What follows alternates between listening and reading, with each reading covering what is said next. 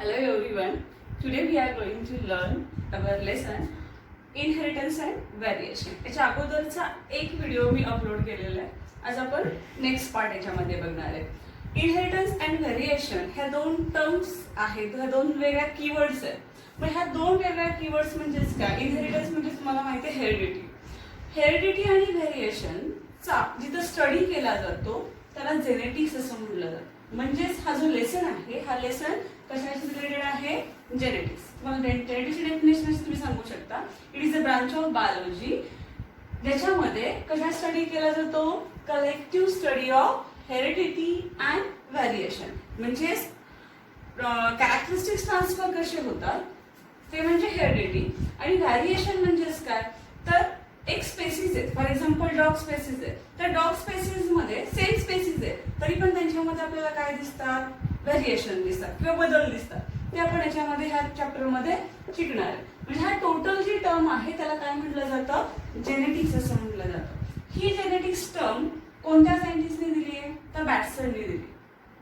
त्यामुळं त्याला काय म्हटलं गेलंय? Father of modern genetics. तुम्ही म्हणाल की मागच्या लेक्चरमध्ये तुम्ही सांगितलं की मेंडल हा मेंडल आपण फादर ऑफ जेनेटिक असं म्हणतोय. पण याच्यामध्ये डिफरन्स कसा आहे बघा. मेंडल हे जे सुरुवातीच्या काळाचे सायंटिस्ट आहेत त्यांनी बराचसे शोध म्हणजे डीएनएचा शोध असेल किंवा मायटोसिस कशाचा शोध नसताना त्यांनी फक्त सांगितलं की ही हेरिडिटी टर्म काय सांगितली तर ट्रान्सफर असा कुठला तरी घटक आहे की जो काय करतो? कॅरेक्टरिस्टिक्स ट्रान्सफर करतो एका जनरेशन कडून दुसऱ्या जनरेशन कडे. म्हणून त्यांना फाउंडर असं म्हटलं गेलंय आणि फादर ऑफ जेनेटिक असं म्हटलं गेलंय. पण नंतर त्याच्यामध्ये बरेचसे शोध लागल्यानंतर जे काही बदल झाले तेच ते बदल सांगितले. ते कोणी सांगितले? बॅटसननी सांगितले. म्हणून बॅटसनला काय म्हटलं जातं? Father of modern genetic. दोन्हीमध्ये डिफरन्स लक्षात ठेवा. Mendel father of genetics, Bateson father of modern genetic. नंतर अजून एक सायंटिस्ट आहे मॉर्गन. मॉर्गनला काय म्हणलं गेलं तर father of experimental genetic. Experimental genetic आपल्याला ह्याच लेसन मध्ये आपण बरेचसे त्याच्याबद्दल बघणार आहे. फादर ऑफ एक्सपेरिमेंटल जेनेटिक म्हणजे त्यांनी काय केलं? वेगवेगळे एक्सपेरिमेंट केले आणि त्याच्यावरून कन्क्लुजन्स काढले.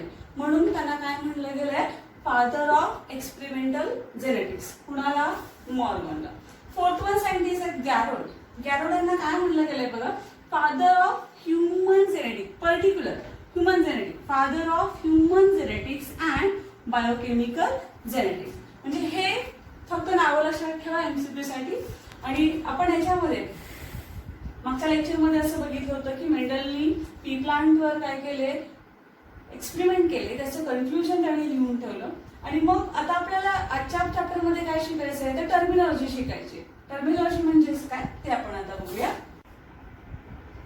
जेनेटिक्सचा स्टडी करत असताना आपल्याला काही टर्म्स माहीत असणं गरजेचं आहे आणि त्याच टर्म्स तुम्हाला पुस्तकामध्ये दिले. इथे आपण बघू शकतो जेनेटिक टर्मिनॉलॉजीमध्ये character, trait, factor, gene, alleles, dominant, recessive, phenotype, genotype, homozygous, heterozygous, pure line, monohybrid, F1 generation, F2 generation, dihybrid cross अशा टर्म्स पुस्तकामध्ये दिले. त्या आपण आधीच बघितल्या म्हणजे डेफिनेशन्स थ्रू बघितलं तर लक्षात येणार नाही. त्यासाठी आपण एक एक्झाम्पल बघूया.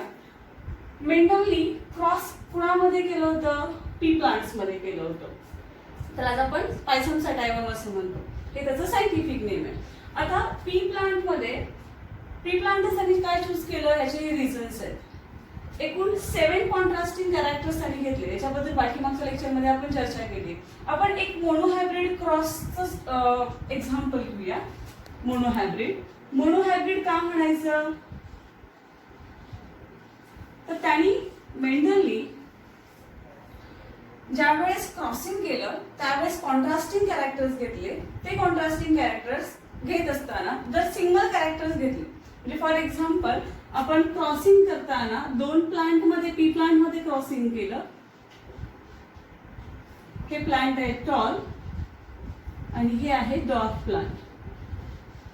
ह्या दोन प्लांट मध्ये ज्यावेळेस क्रॉसिंग केलं गेलं त्यावेळेस याचे गॅमेट्स तयार झाले. काय गॅमेट्स तयार होणार आहेत?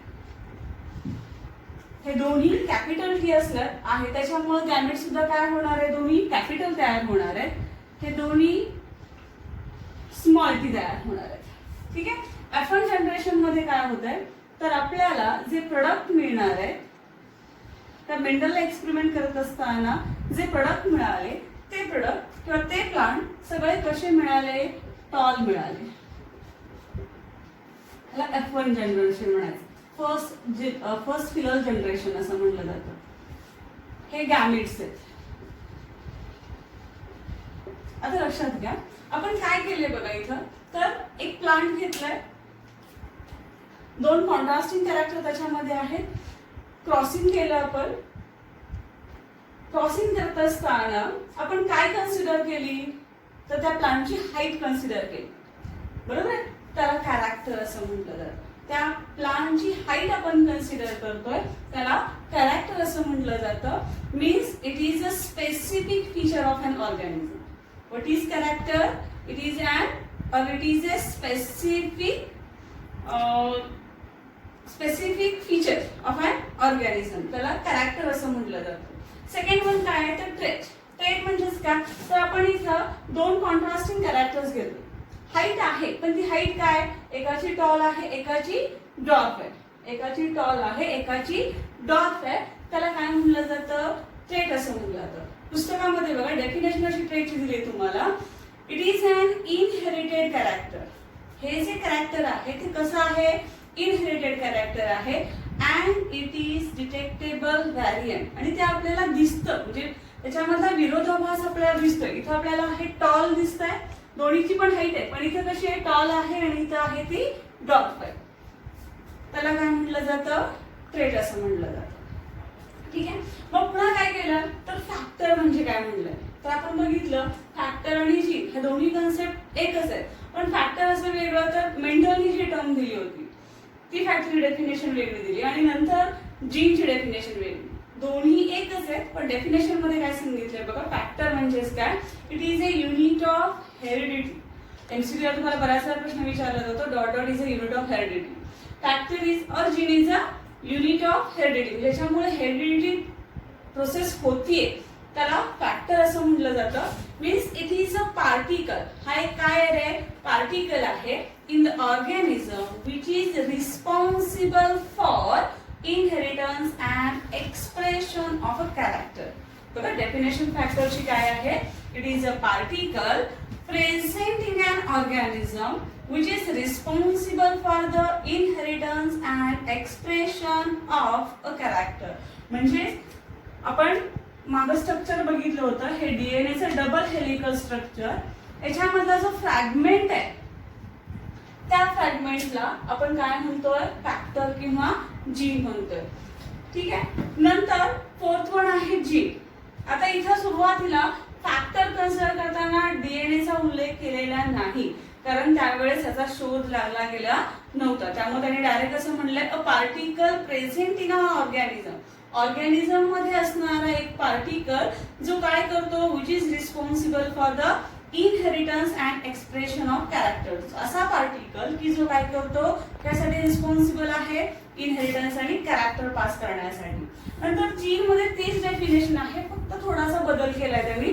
It is a particle it is a particular segment of DNA. त्यांनी सांगितले जीन मध्ये. जीन म्हणजेच काय तर सेगमेंट कशावरचा डीएनए वरचा. डीएनए वरचा सेगमेंट सेम पूर्ण डेफिनेशन येते. It is a particular segment of DNA which is responsible for inheritance and expression of the characters. मग लक्षात आहे इकडं. आता फॅक्टर आणि जीन्स हे दोन्ही सारखेच आहेत. आता नंतर प्रश्न येतो तो म्हणजेच काय अलिल्स आणि अलिलोमर्स. बघा लक्षात आहे इकडं.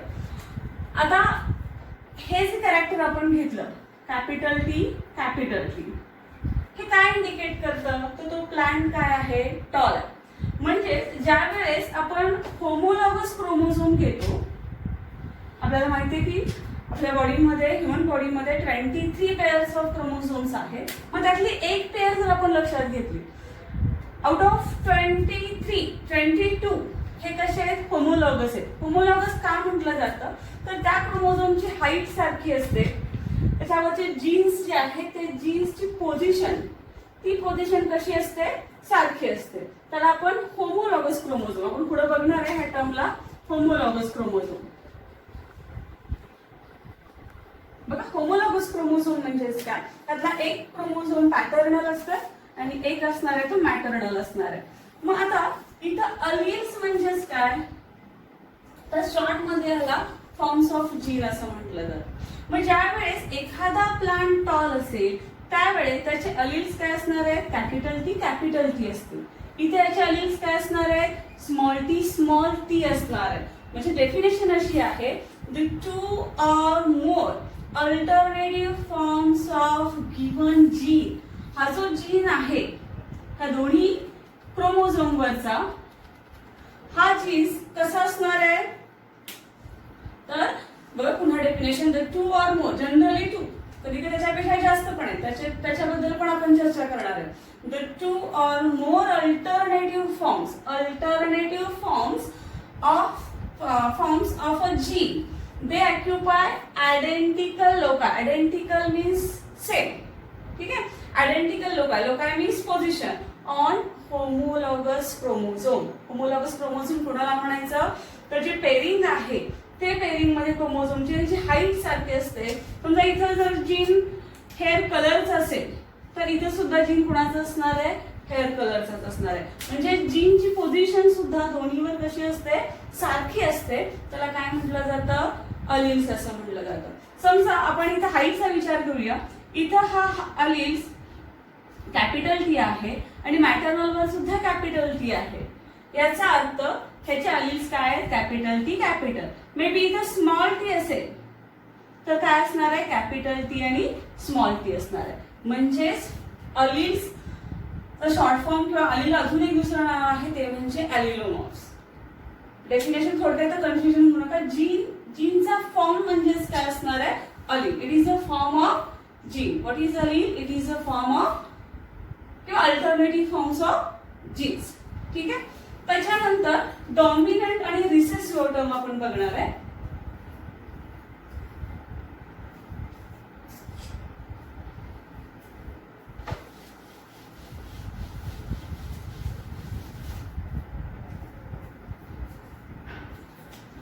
आता लक्ष द्या इकडं, आपण क्रॉसिंग केल्यानंतर F1 जनरेशन मध्ये प्लांट सगळे काय मिळाले, टॉल मिळाले. मेंटल कन्फ्युज झाला आणि तर असं वाटलं की आपण तर 2 प्लांट घेतले होते, 2 कॉन्ट्रास्टिंग कॅरेक्टर असणारे प्लांट घेतले होते, पण रिझल्ट मात्र काय मिळाला, टॉल प्लांट मिळाला. मग शॉर्ट जे काही डॉर्फचे जीन्स आहेत किंवा डॉर्फचं मटेरियल आहे ते गेलं कुठं, तर कायमचं निघून गेलं. मग इथं त्यांनी पुन्हा काय केलं, F2 जनरेशनला सुरुवात केली.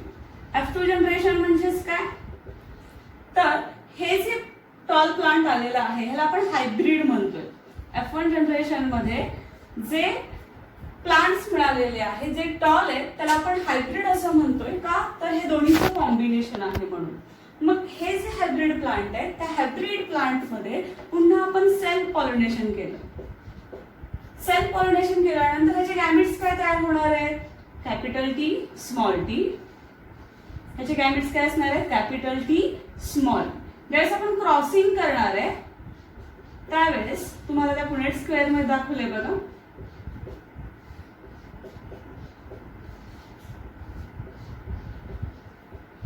अशा पद्धतीने रिझल्ट मिळतो.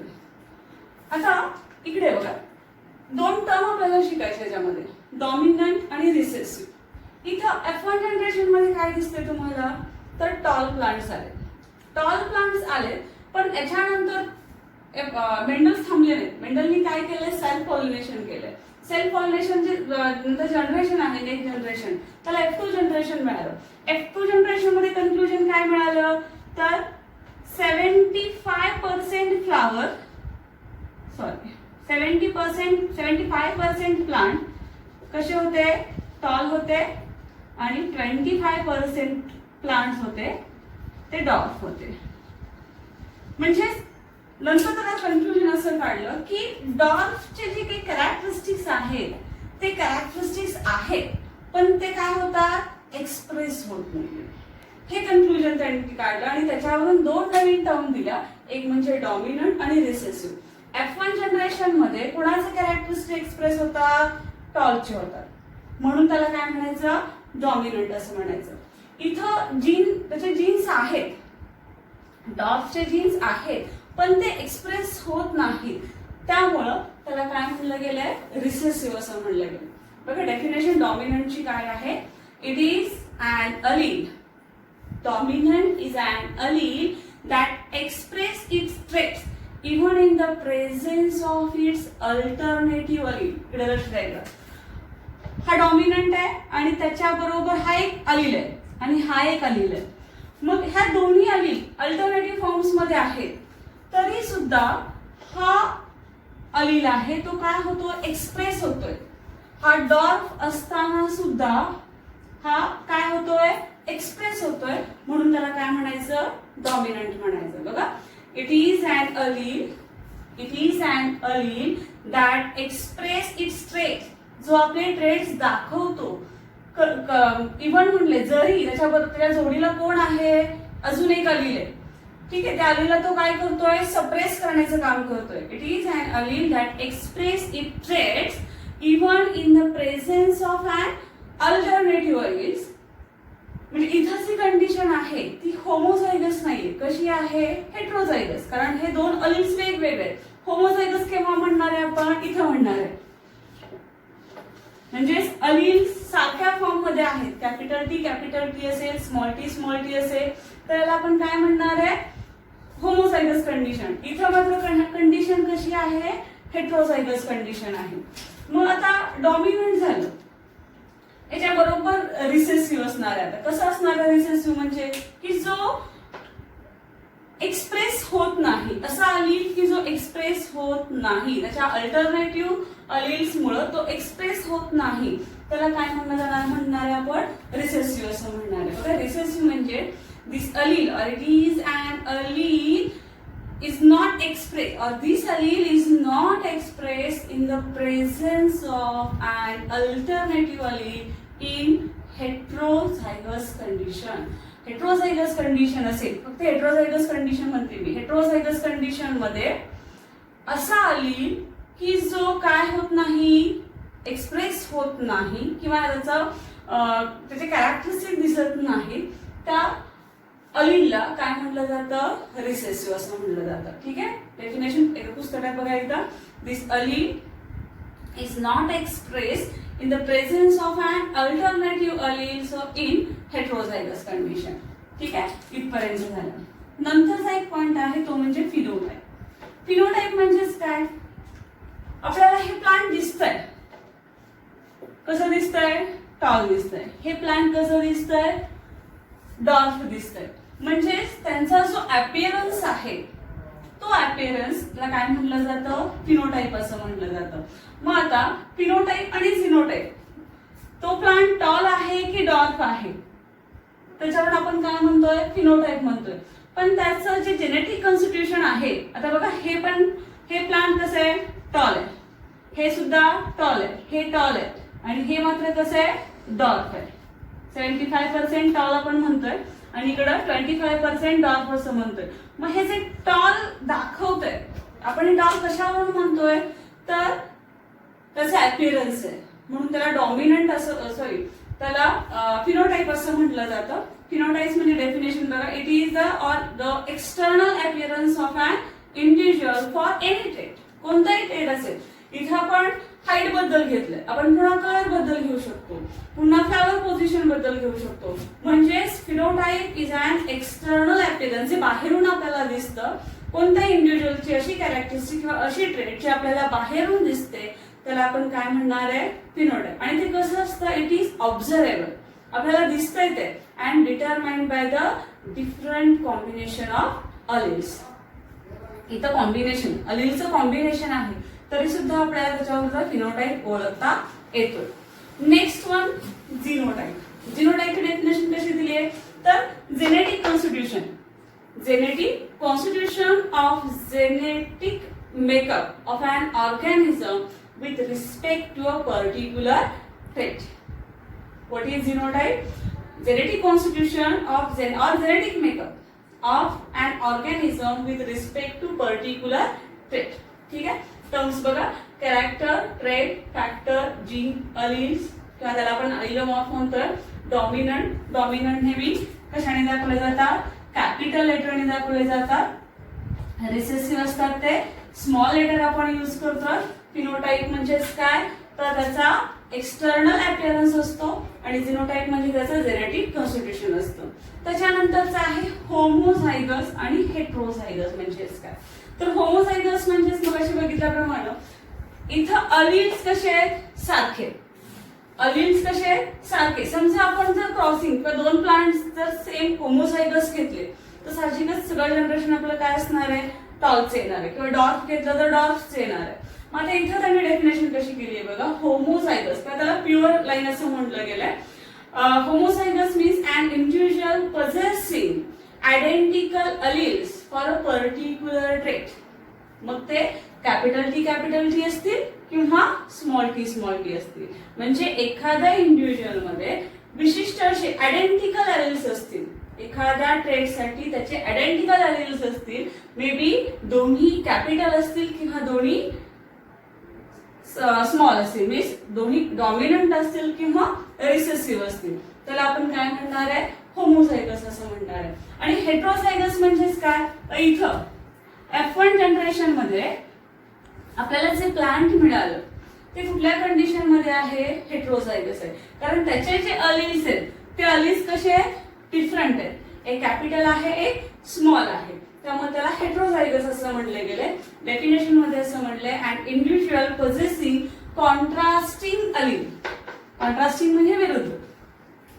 कसले अलिल्स आहेत ते, कॉन्ट्रास्टिंग अलिल्स आहेत for a particular trait. It does not true breed. आपण ह्याला ट्रू ब्रीड असं म्हणू शकतो, ह्याला ट्रू ब्रीड म्हणू शकत नाही. आता mono hybrid F1 generation pure line म्हणजेच काय बघा, ज्यावेळेस आपण ज्यावेळेस दोन कॉन्ट्रास्टिंग कॅरेक्टर असणारे प्लांट घेतोय त्यावेळेस आपल्याला दोन कॉन्ट्रास्टिंग कॅरेक्टरिस्टिक घेत असेल तर आपण त्याला डायहायब्रिड क्रॉस म्हणणार आहे. इथं कॉन्ट्रास्टिंग कॅरेक्टर आपण किती घेतले, एकच घेतलंय. काय घेतलंय कॉन्ट्रास्टिंग कॅरेक्टर, तर हाईट घेतलेली होती. मग याच्याबरोबर हाईट बरोबर आपण अजून एक कॅरेक्टरिस्टिक समजा घेतलं, सीड कलर घेतला, तर किती एकूण कॉन्ट्रास्टिंग कॅरेक्टर झाले, दोन कॉन्ट्रास्टिंग कॅरेक्टर झाले. त्याला त्या क्रॉसला डायहायब्रिड क्रॉस असं म्हटलं. पाठीमागं 9वी 10वीला तुम्ही शिकलाय. मग F1 जनरेशन म्हणजेच काय, तर F1 जनरेशन म्हणजे इथं फर्स्ट फिलर जनरेशन म्हटलं जातं. जनरली फर्स्ट फिलर जनरेशन मध्ये हे काय आहेत, हायब्रिड्स तयार होतात. कारण हे हायब्रिड्स का, तर इथं आपण घेणारे जे कॉन्ट्रास्टिंग कॅरेक्टरला एक डॉमिनंट आहे आणि एक रिसेसिव्ह, हे सगळे जे 7 कॉन्ट्रास्टिंग कॅरेक्टर्स तुम्हाला परवा पिक्चरवर दाखवले होते, ते 7 कॉन्ट्रास्टिंग मध्ये एक डॉमिनंट होता आणि एक रिसेसिव्ह होता. आठवतंय का बघा. त्यामुळे त्यांनी जे कॅल्क्युलेट केलं किंवा त्यांनी जे एक्सपेरिमेंट केले त्यावेळेस F1 जनरेशन मध्ये सगळे काय निघाले, हायब्रिड निघाले. आणि F2 जनरेशन मध्ये हे second filler generation. Second filler generation मध्ये काय होतंय, तर इथं गॅमेट्स जे आहेत ते सेग्रिगेट होतात. इथं जो हायब्रिड आहे तो आपल्याला दिसताना कसा दिसला होता, टॉल दिसला होता. पण ज्यावेळेस त्याच्यामध्ये सेल्फ पॉलिनेशन घडवून आणलं त्यावेळेस गॅमेट्स काय झाले, त्याचे सेपरेट झाले, सेग्रिगेट झाले. त्याच्याबद्दल लॉज आहेत ते आपण नंतर बघणार आहे. मग हे सेग्रिगेट झाले आणि हा पुन्हा रिसेसिव्ह आहे. रिसेसिव्ह कॅरेक्टर जे आहे किंवा हा जो अलील आहे तो अलील पुन्हा याच्यामध्ये काय झाला, एक्सप्रेस झाला. मग याचा फिनोटाइपिक रेशो जर काढायचा म्हटला तर फिनोटाइपिक रेशो कसं असणार आहे, दिसण्यावरून एकूण किती टॉल प्लांट आहे, 3 आहे. डॉट प्लांट किती आहे, 1 आहे.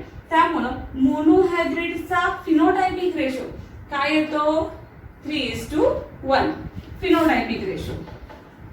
याचा जिनोटाइपिक रेशो म्हणजेच काय येणार आहे बघा, जिनोटाइपिक म्हणजे जीन्स वरून. आता याच्यामध्ये जेनेटिक कॉन्स्टिट्यूशन हा कसा आहे, प्युअर आहे. का प्युअर आहे, तर त्याला आपण होमोझायगस असं म्हणतोय. का होमोझायगस, तर दोन्ही अलिल्स कसे आहेत, सारखे. म्हणजे 1 प्युअर टॉल झाला. हे 2 आहेत, हे दोन्ही टॉल आहेत, फिनोटाइपिकली टॉल आहेत. पण जिनोटाइपिकली कसे आहेत, हायब्रिड आहेत. 2 हायब्रिड मिळाले आणि 1 प्युअर आपल्याला पुन्हा काय मिळाला, डॉट मिळाला. हा त्याचा जिनोटाइपिक रेशो झाला. बघा मोनो हायब्रिड क्रॉस मध्ये फिनोटाइपिक रेशो काय आहे, 3:1. जिनोटाइपिक रेशो काय आला, 1:2:1. ठीक आहे. मग आता याच्यामध्ये हा जो आहे एक, हा कसा आहे रे, होमोझायगस आहे का हेट्रोझायगस आहे, कसा आहे, होमोझायगस आहे. हे दोन आहेत ते कसे आहेत, हेट्रोझायगस आहेत. का तर हे दोन अलिल्स वेगवेगळे. आणि हा मात्र पुन्हा कसा येणार आहे, होमोझायगस येणार आहे. पुन्हा कधी रेशो असेही दाखवला जातो, 1 homozygous is to 2 heterozygous is to 1 homozygous. हे सगळे टर्म्स आहेत किंवा ह्या ज्या टर्म्स आहेत जेनेटिक्स मधल्या, आज आपण इथे शिकलेलो आहोत. नेक्स्ट पार्ट पुढच्या वेळेस एक्सप्लेन करेल, त्यावेळेस मी याच्याबद्दल सांगेन अजून.